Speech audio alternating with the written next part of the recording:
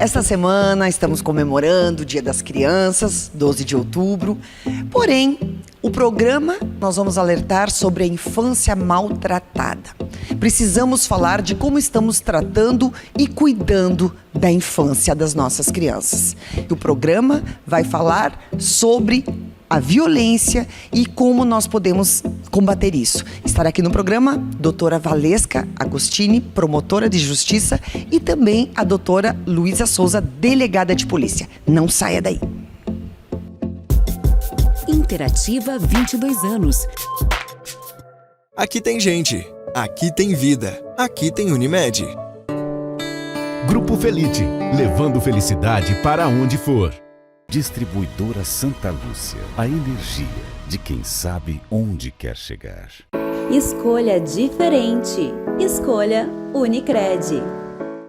Então, o nosso programa de hoje, nós vamos falar sobre a infância e o cuidado que precisamos ter com as nossas crianças. Quero agradecer, então, a participação da Luísa Souza e da Valesca Agostini, promotora de justiça e delegada de polícia, que vão falar sobre temas bem importantes de como nós devemos prevenir, né, a violência doméstica. Então, eu acho que eu passo a palavra para a Luísa. Muito obrigada.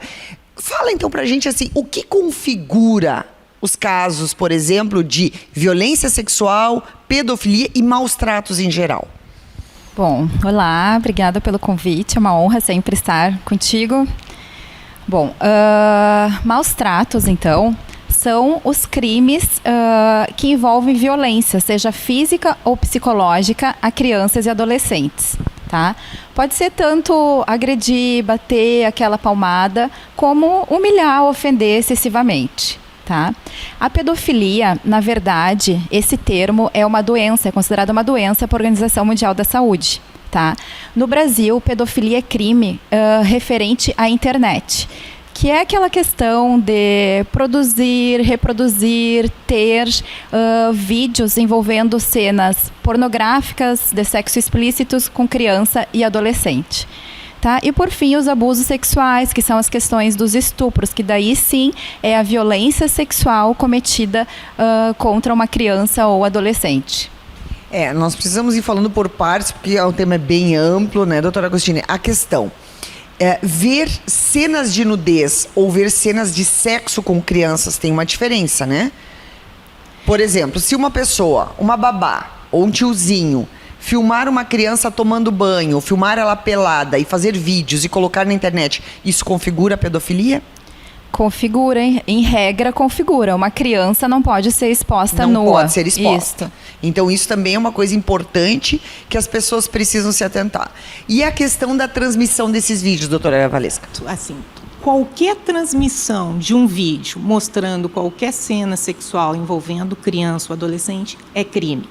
Somente não vai ser crime se uma pessoa recebeu e repassar para a autoridade policial para ela apurar a prática do delito. Ou seja, porque daí a intenção é punir aquela pessoa que produziu ou que repassou aquela imagem. Mas no momento, por isso que a gente sempre alerta, e é um importante alerta não só para os pais, mas também para os próprios adolescentes, que em questão de redes sociais, que estão sempre interagindo ali, recebeu um vídeo de nudez, de cena sexual, deleta na hora ou encaminha para a autoridade policial. Porque no momento, se ele receber e passar a mostrar para os amigos, olha o que eu recebi aqui, ele está incorrendo na prática, se for adolescente, de um ato infracional, que equivale ao crime de pedofilia. Muito importante. E se for um adulto, ele está praticando aquele delito. Então, isso é muito importante. E hoje, com a internet, como a pedofilia configura os crimes na internet, essa transmissão, tem um outro fator que acontece. Hoje, os adolescentes e as crianças também estão tendo muito acesso à internet. Então, se filmarem qualquer cena e mandarem, e ambos sejam menores de idade, como configura isso?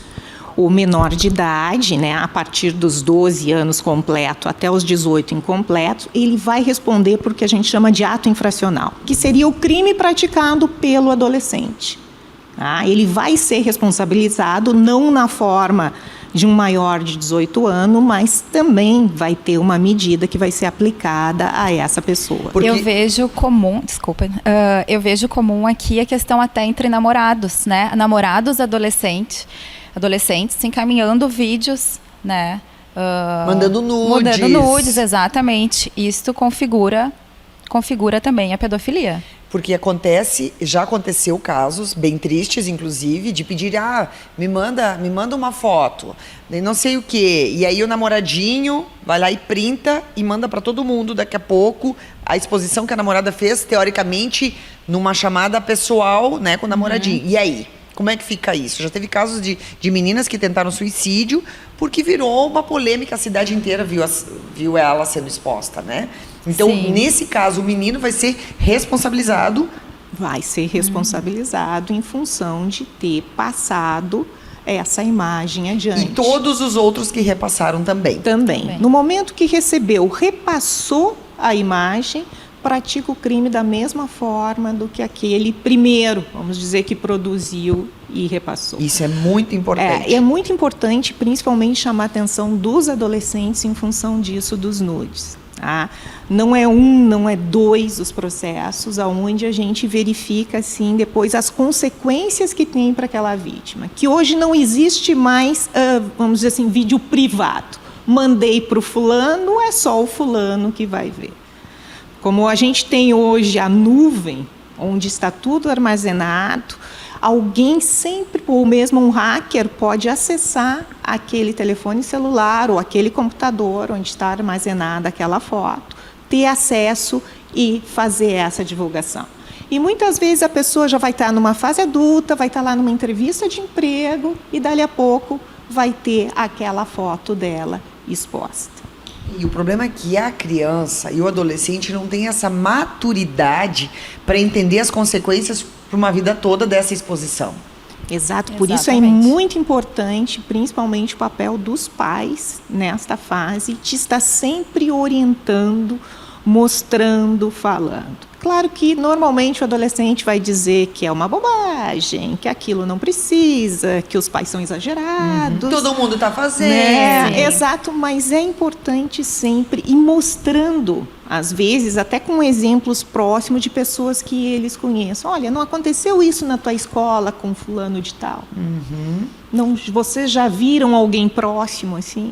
E é exatamente por essa falta de maturidade que acontece seguidamente, determina o namoro, aquele namorado vai lá e começa a divulgar as fotos. Por né? chantagem ou por vingança. Isso, ou por- justamente por essa falta de maturidade. E daí, então, a vítima, né, geralmente, em regra, a menina, entra em desespero, né? Acaba com a vida em desespero, depressão, autolesão e assim vai.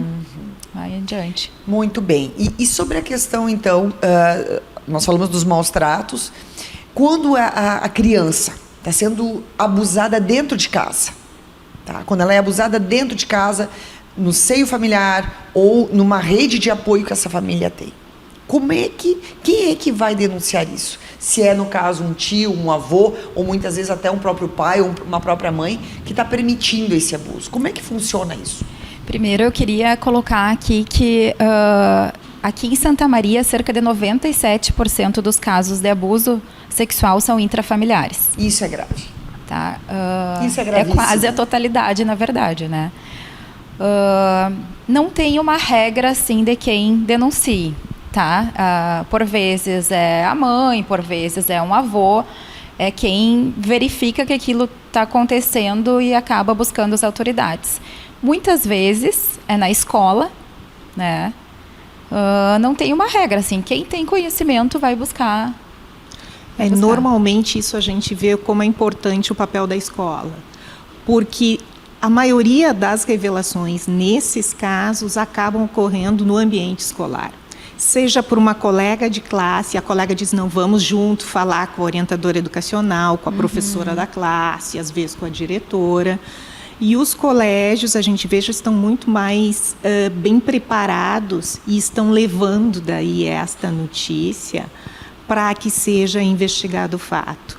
Em outros casos, muitas vezes, as revelações ocorrem a partir da própria vítima, mas depois que ela, de alguma forma, não está tendo mais tanto contato com o agressor. Às vezes vai ser somente após os 18 anos de idade, às vezes vai ser já numa maturidade maior ainda, que ou foi através de uma terapia, ou foi analisando que ela resolveu, aquilo estava tão, vamos dizer assim, pesado e sufocando aquela pessoa, que um momento ela acaba falando.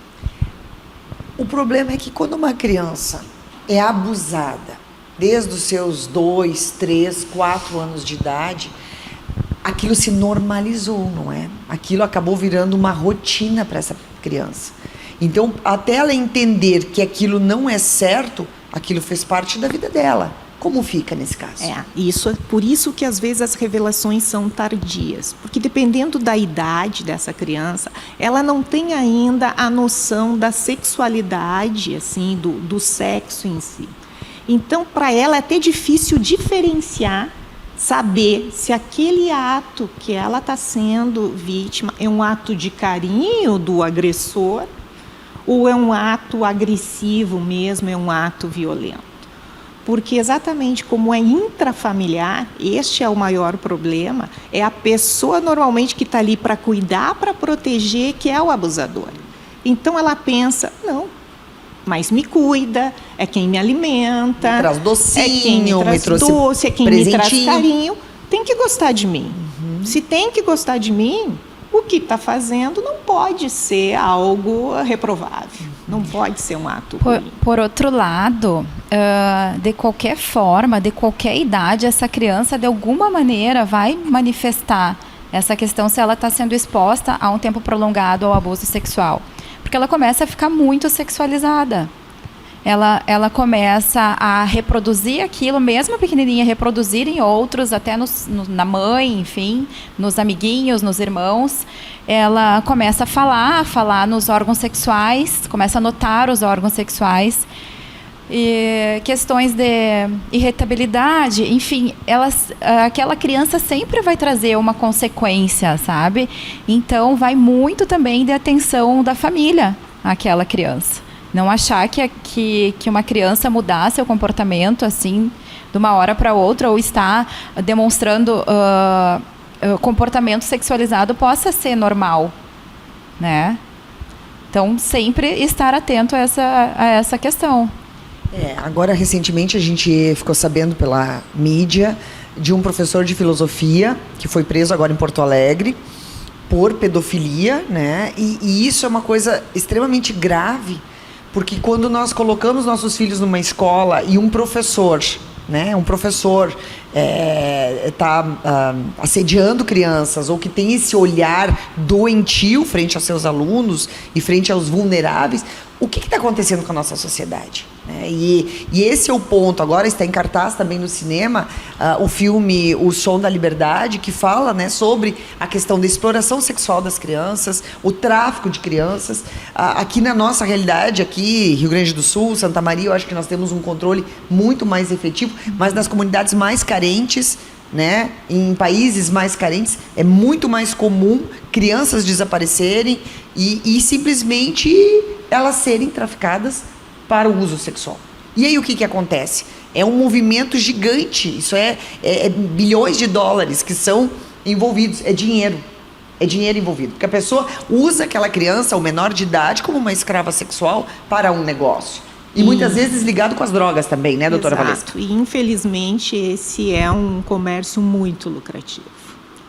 Então acaba, e é um público enorme que acaba se envolvendo com isso, então se vê que esse tráfico assim, de crianças, adolescentes e mesmo de mulheres, principalmente maiores de 18 anos, gera muito dinheiro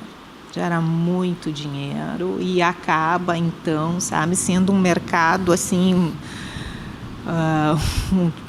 paralelo, assim, um mercado negro onde se expõe essas crianças, esses adolescentes, se tem lista de desaparecidos já há muito tempo e muitas vezes exatamente, foram para fora do país e é muito mais difícil. Hoje tem muita cooperação internacional para o combate a esse tipo de crime, mas ainda assim se torna muito mais difícil de de quando é dentro do território nacional.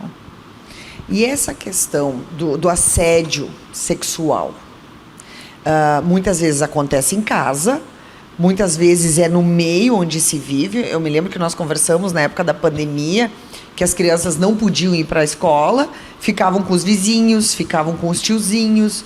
E nós sabemos que a nossa realidade brasileira é uma realidade muito sexual, né? O Brasil, ele é um país latino, ele tem uma exposição sexual muito maior do que muitos países europeus, no caso. Por quê? Porque nós temos o calor, né? O samba, agora o funk, que acaba fazendo muito apologia ao sexo. As letras do funk praticamente são 99% é só sexo. E isso acaba também desenvolvendo nessas crianças essa sexualização. Eu gostaria da opinião de vocês frente a isso e o quanto isso também acaba normalizando. As novinhas, vem as novinhas. Eu escuto as letras do funk, às vezes eu fico apavorada, porque basicamente fala isso, vem as novinhas. E aí tu vê meninas com 12, 13 anos já tendo uma vida sexual já de adulto, normalizadas. Como que a justiça vê isso?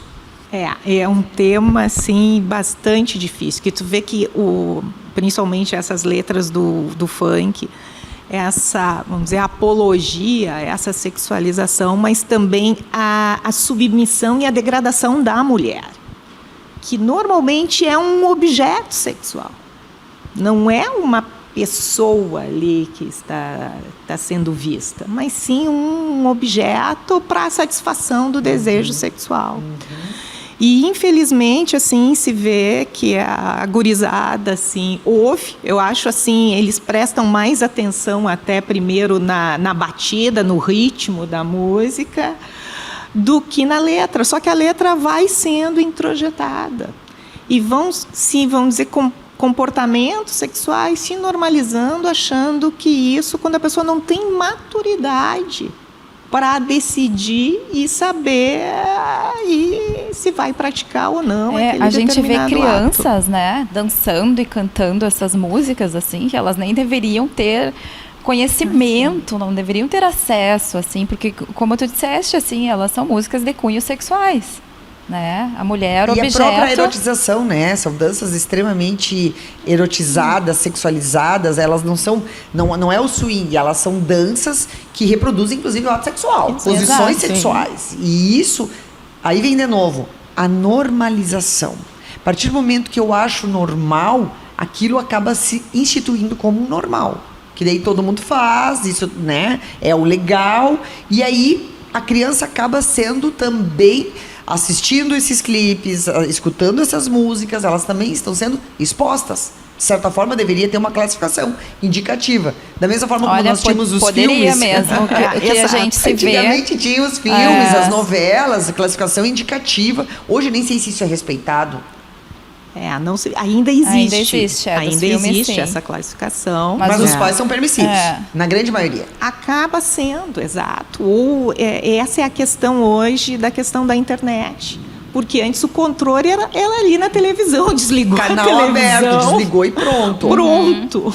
Hoje, né, chega cedo, já tem seu celular com internet, e se tu não tiver um controle ali, tu não sabe onde que vão acessando tudo que vai... Mas é uma questão muito da atenção da família, né? Da família, dos valores da família dos também. Valores da família ser permissiva a isso, né? Pelo menos enquanto crianças, né?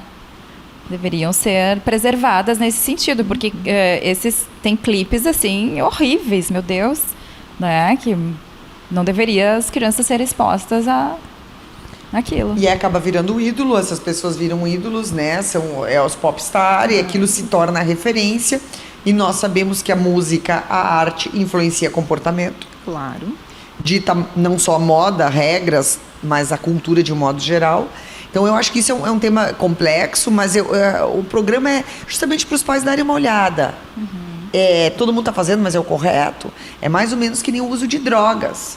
Vamos normalizar os usos das drogas, entende? E a gente sabe dos efeitos e das consequências. Vamos normalizar isso? O que o sistema está querendo nos mostrar? De que daqui a pouco pedofilia não é tão grave assim, né? O abuso sexual não é tão grave assim, o uso das drogas não é tão grave assim. E aí nós estamos caminhando para uma sociedade doente, viciada. Essa questão do abuso sexual, quando se falou, né, de hoje meninas de 12, 13 anos já tendo uma vida sexual de adulto, né, é expressamente proibido pela legislação.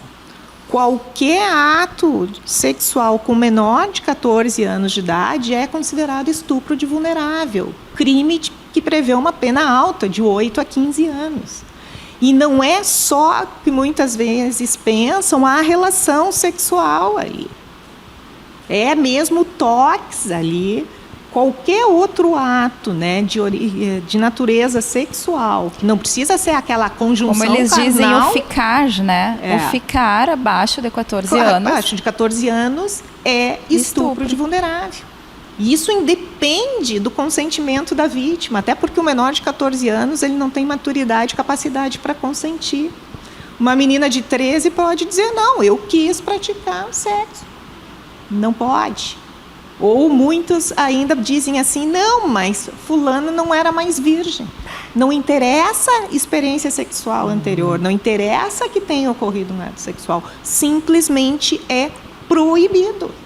Somente a partir dos 14, quando a vítima consentir, que daí esse consentimento dela é válido, ela vai poder manter qualquer ato de natureza sexual. E se a partir dos 14 for um ato mediante violência, grave ameaça, que ela seja obrigada a praticar, ela entra também na figura daí esse agressor do estupro, que não é um estupro de vulnerável, que esse de vulnerável é só para até 14 anos de idade a vítima, mas também é um crime grave, é um crime hediondo que possui uma pena alta também.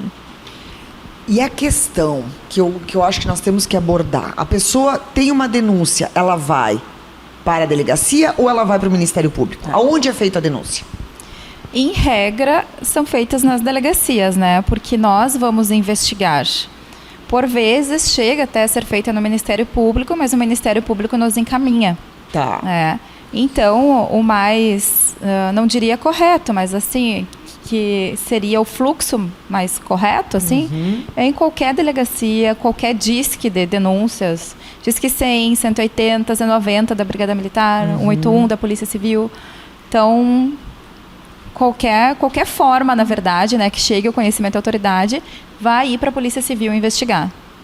E quando nós falamos da violência, a gente falou agora da sexual, falamos bastante, né, sobre a pedofilia, sobre o abuso sexual, mas e a violência física, né? Porque a gente sabe que tem crianças que são espancadas, tem crianças que vivem à base de maus tratos mesmo, ou às vezes até tendo privações alimentares ou abandono afetivo, que é um outro item bem importante. Eu fiz um programa agora recentemente sobre a questão do desenvolvimento, o nanismo, e me chamou a atenção de que crianças abusadas, o médico falou que crianças abusadas, crianças abandonadas afetivamente, elas têm maior dificuldade de crescimento. Olha que grave isso. Ela não cresce, ela acaba não crescendo pela violência que ela sofreu ou pelo abandono afetivo. Como é que eu vou configurar uma violência afetiva? Eu vou dizer assim, eu tô vendo lá que a vizinha deixa a criança trancada em casa e deixa um dia inteiro sozinha uma criança menor.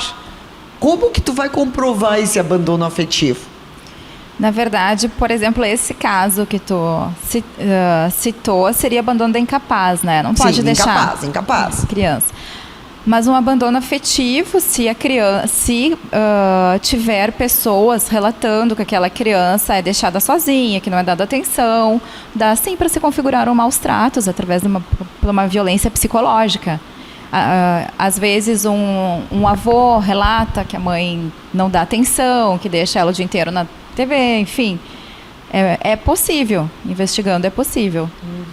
E daí, nesse caso, o que acontece quando é comprovado que essa mãe, que esse pai são negligentes, ou que estão na prostituição, ou que estão nas drogas, ou que estão no alcoolismo, que é uma droga lícita, né, doutora? Esse é um outro problema seríssimo, né? O alcoolismo a gente nem abordou, mas a gente está vendo hoje adolescentes bebendo Inclusive, a gente sabe de casas noturnas que estão vendendo bebida alcoólica para adolescentes. E isso é grave também. O que é feito nesse caso? Ela sai, ela é retirada do seio familiar? Ela vai para um lar? Então, nós temos muitos casos de maus tratos aqui em Santa Maria. E a primeira providência é verificar se aquela criança ou adolescente está em situação de risco, em situação de vulnerabilidade. Tá?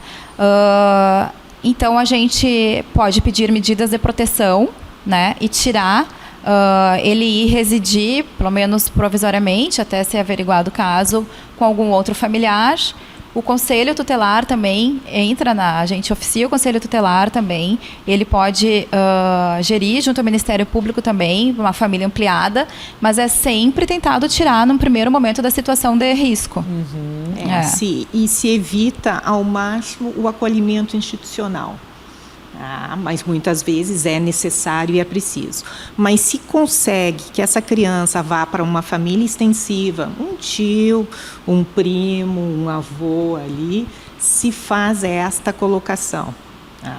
Quando não existe uma família extensiva, se tem um acolhimento institucional, se faz esse acolhimento, se tirando aquela criança da situação de risco.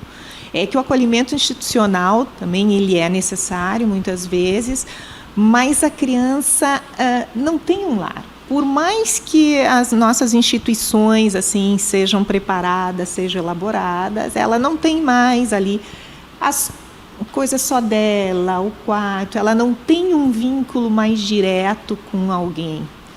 Então, é muito difícil também para essas crianças e adolescentes serem institucionalizados. A institucionalização pensar, é sempre difícil. Tirar uma criança do lar, embora ruim é o lar dela, né?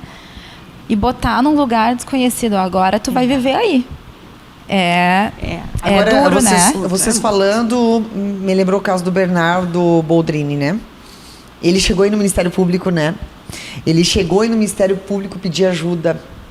E jamais imaginaria que um filho de uma enfermeira, né, enteado no caso, né, a enfermeira era madrasta, e de um pai médico fosse sofrer tamanha violência, né, tamanho, porque ele sofria já abandono afetivo, ele sofria já maus tratos, ele era tratado como se não fosse membro da família, a ponto dessa madrasta matar ele, né. Então, aquilo foi um caso midiático, todo mundo teve acesso. Quantas outras crianças de lares bem financeiramente abastados, passam por esse abandono afetivo ou então por essa exposição, tanto da violência quanto da violência sexual. Então, complicada essa situação, e eu acho que aí a sociedade civil deveria se organizar, os vizinhos, e cuidar, ter uma atenção maior para essas crianças também. Só que tirar do seio familiar é bem difícil, né? É uma coisa muito difícil. É assim, exatamente. Tu tem que ver bem qual é a situação de risco dessa criança para te retirar. Que às vezes dizem assim, a criança não está sendo bem alimentada. Só que às vezes tu vai ver uma família toda vulnerável, não é só a criança que não está bem alimentada, é a família inteira. A família inteira. Tá? Então vamos dizer, dentro do quadro daquela família, a criança está sendo bem cuidada dentro daquelas possibilidades. Então, tu não vai retirar essa criança. Tu encaminha a família inteira para programas sociais, para poder fazer esse acompanhamento e melhorar aquela situação. Né? Mas vamos dizer assim, só a falta de condição econômica ali não caracteriza um crime, não é caso de uma retirada de uma criança. Então, tu precisa analisar exatamente o contexto. Agora está naquele contexto, a criança está sendo agredida, a criança está efetivamente sendo maltratada, tu vai retirar ali. Silvana, e tu falaste da atenção dos vizinhos, né, das pessoas que estão próximas. Nós, por ano, recebemos centenas de denúncias anônimas, grande parte de maus tratos. E muitas delas partem de vizinhos, né, que não querem se indispor e acabam fazendo por denúncia anônima. Muitas delas são reais, muitas outras inventadas, enfim, por N motivos, mas ontem foi um dia que nós fizemos uma operaçãozinha para verificar 24 denúncias de maus tratos. Só que é uma situação difícil de ser verificada, né? Tu vai até a família, tu conversa com o vizinho, tu olha a criança, Mas naquele momento ali, por vezes tu não tem como dizer, essa criança é maltratada, né? Então é um crime difícil de tu conseguir confirmar ele. A gente tem que ir atrás da escola, tem que conversar mais com os vizinhos, assim. É difícil de tu, através de uma denúncia anônima, saber a realidade se não tem uma testemunha que viu, se a criança não está lesionada para nos comprovar, né? E ela não fala também sobre E nesse isso. caso da denúncia, nosso programa está ótimo, mas a gente já está chegando ao final e eu preciso otimizar isso. No caso de uma denúncia, a polícia, ela pode fazer uma avaliação ginecológica, urológica, ela vai ter um amparo médico para fazer uma avaliação física nessa criança? Sim, a gente tem o Instituto Geral de Perícias, né? Tá. Na verdade, não é um órgão distinto à Polícia Civil. Sempre quando chega qualquer ocorrência policial que possa ter tanto violência física quanto abuso sexual, são todos encaminhados para esse exame médico, através do IGP. E aí, comprovando, o que acontece? Comprovando é mais um elemento da informação, né, para a gente comprovar que aquele crime está acontecendo com aquela pessoa. E aí vem o processo, e muitas vezes o Isso. processo é um pouco lento, porque Daí precisa entender toda a grande família.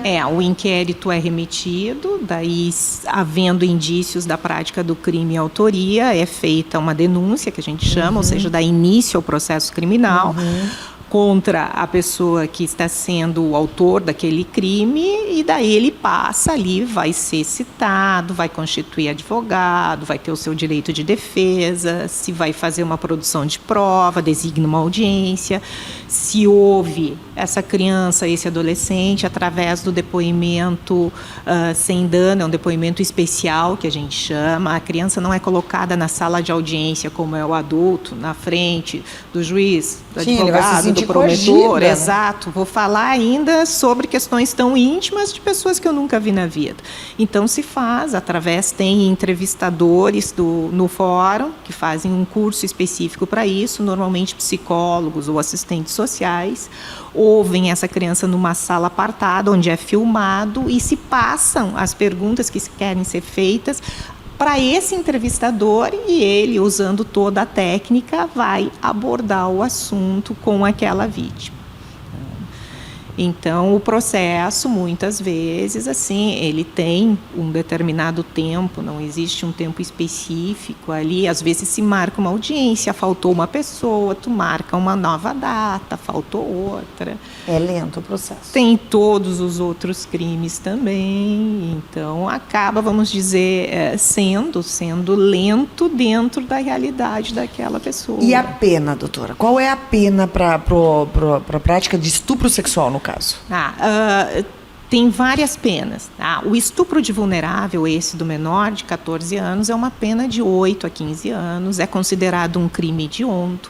Normalmente, esse é um crime que acaba, se é praticado no seio da família, normalmente não é um único ato, é mais de um. Então, existem causas que vão fazer que essa pena aumente.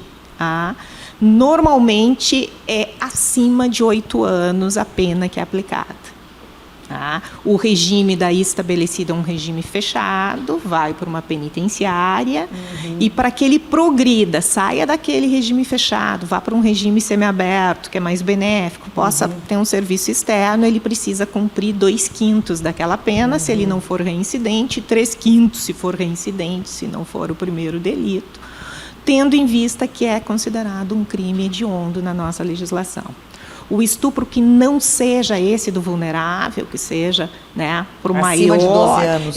Acima dos 14 aos 18, possui uma pena de 8 a 12 anos. Se a mulher é adulta, mais de 18, a pena normalmente é entre 6 e 10 anos. Então, tem essas variações de acordo com a idade da vítima e também dessas causas de aumento que circundam, assim, foi mais de uma vez o fato, foi praticado por um descendente, por um ascendente, alguma coisa assim, também... Isso agrava, né? Agrava, a pena é aumentada. Isso, muito bem. Agora eu vi recentemente que o STF liberou um pedófilo e que praticava diversos crimes de abuso sexual e que ele foi solto e voltou a praticar de novo a pedofilia. Então, se ele é hediondo, deveria...